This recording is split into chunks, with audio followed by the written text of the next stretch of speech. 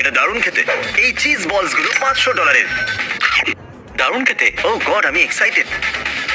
ও মাই god, এটা খুব tasty. ঠিক আছে, চলো এর পরের খাবারে যাওয়া যাক।